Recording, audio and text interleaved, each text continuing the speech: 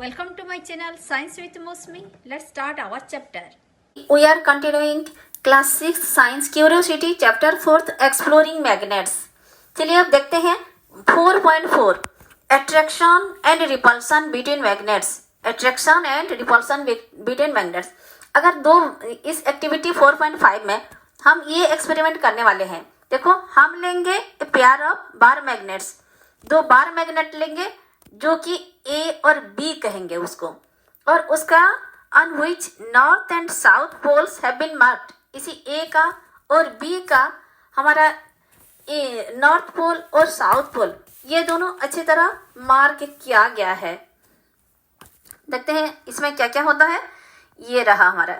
तो फिर ये हमारी हमने लिया ये एक ए और ये एक बी. तो फिर इसमें साउथ और नॉर्थ पोल दोनों अच्छी तरह दिया गया है.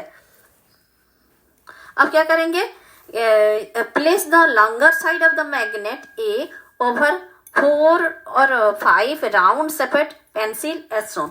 तो फिर इसको इसका लेंथ में, जैसे ये लेंथ में 4-5 नीडल्स के ऊपर, ये नीडल्स है ना, इसके ऊपर सुला दिया गया.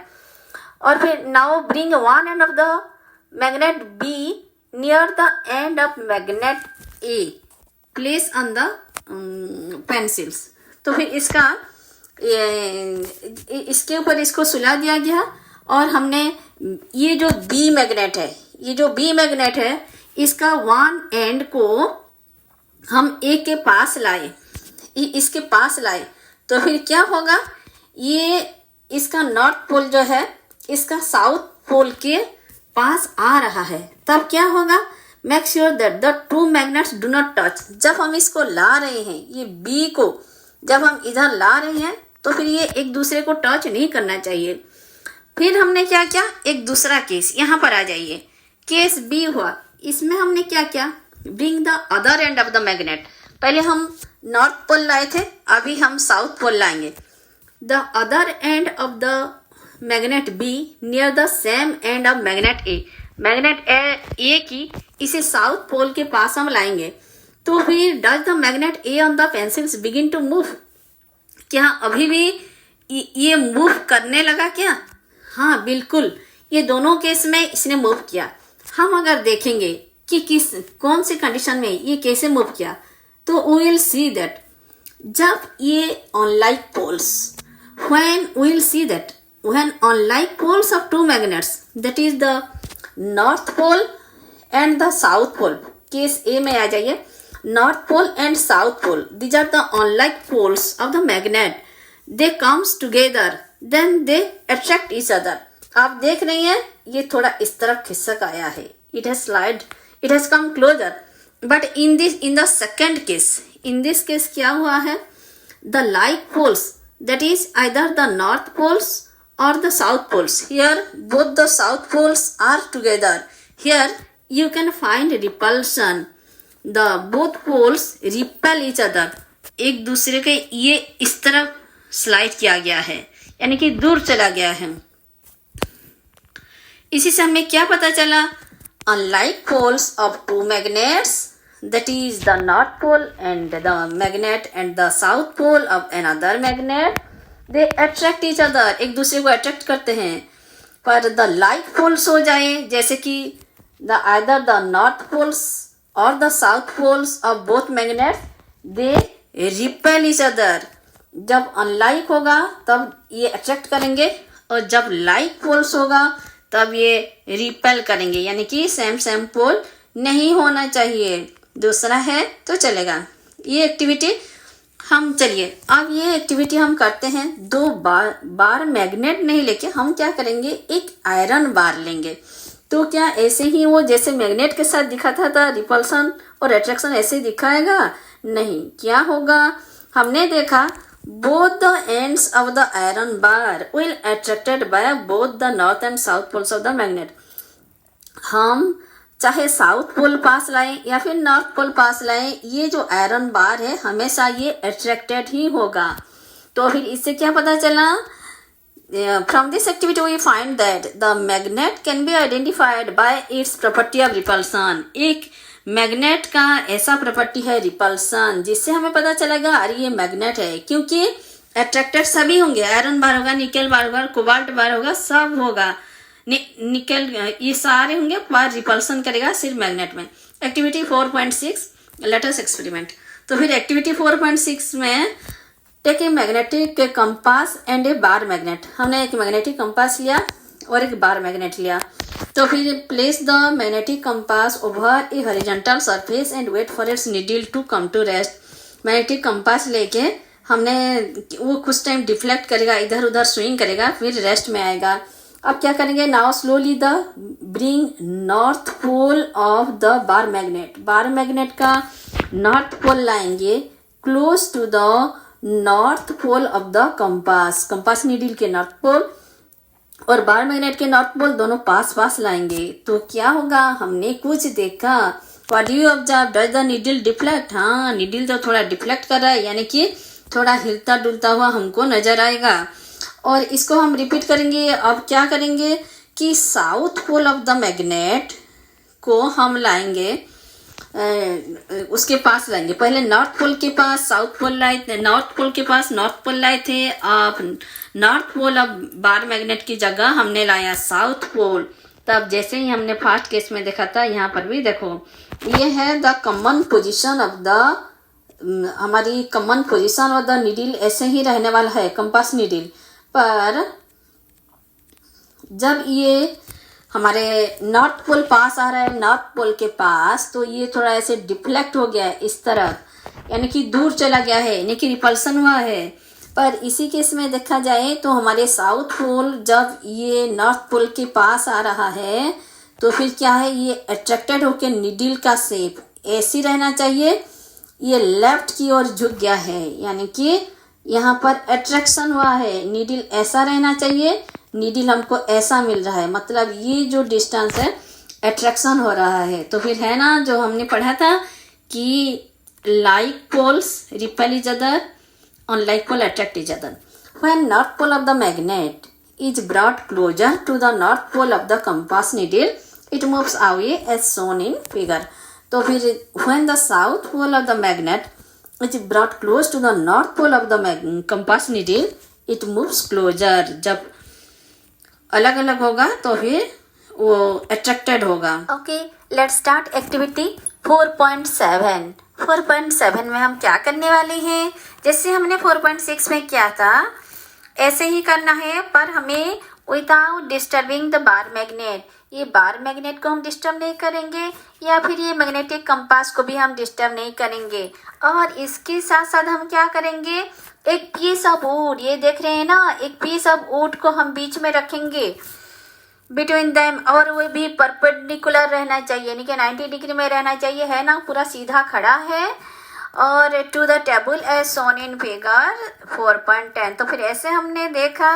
और observe the compass needle carefully, ये कंपास नीडल को केयरफुली ऑब्जर्व करना है कि इज देयर एनी डिफेक्ट, कुछ डिफेक्ट हो रहा है क्या, इज देयर एनी डिफ्लेक्शन, कुछ डिफ्लेक्शन, यानी कि किसी हिलता डुलता ये स्विंग हो रहा है क्या, ये हमारी जो नीडल है बीच का, कंपास नीडल का। तो फिर हमने देखा, ये प्रोसेस हमने बार बार रिपीट किया कि हमने वुड के जगह कभी कार्डबोर्ड शीट रख के देखा, कभी प्लास्टिक शीट रख के देखा, कभी थिन ग्लास शीट रख के देखा।